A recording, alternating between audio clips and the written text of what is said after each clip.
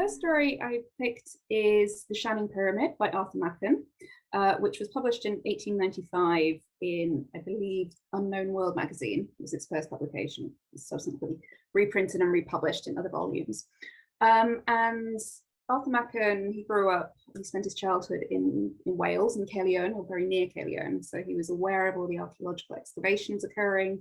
His grandfather was also an antiquarian, and things were excavated from his churchyard, and he gave quite a lot of these artifacts, particularly Roman altars and things like that, and Roman inscriptions, to the local museum. So Machen had this clear kind of knowledge and relationship to archaeology from a child, and he talks about that sometimes. It comes out quite a lot in his writings, and in his autobiography, he talks about the influence it has on it. And then when he moved to London, he got involved briefly, at least, with things like the Golden Dawn.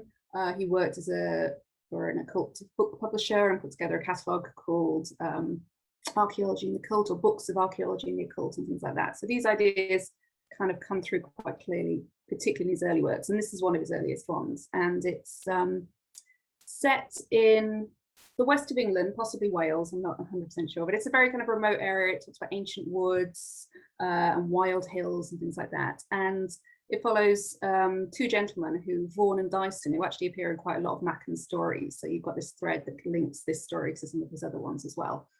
And one morning, Vaughan wakes up and some flint knives, so prehistoric artifacts, have been kind of laid out outside his house to create strange symbols. And he asks Dyson, who's kind of like an occult detective, to come along and help him figure out what's going on, because they create different patterns. And at the same time, a local girl was walking home through the woods and she's vanished. And these kind of two narratives sort of join together to its sort of denouement towards the end. So there's the obvious archaeology in the like ancient artifacts, prehistoric stone blades and things like that are being used within the kind of contemporary setting. But also one of the themes that Machen uses a lot, and these stories use, is this idea of kind of the past kind of coming into the present and creating kind of disturbances. And often in Machen, that's things like old pagan gods. But also you can see here some of his knowledge of kind of contemporary archaeology and anthropology, because several of his stories, including this one, are kind of based on this idea of, I use the word primitive races. So when kind of transition from stone to bronze to iron, the earlier inhabitants of England and Britain had sort of been pushed into the far corners of the country and hid in the woods and in the hills.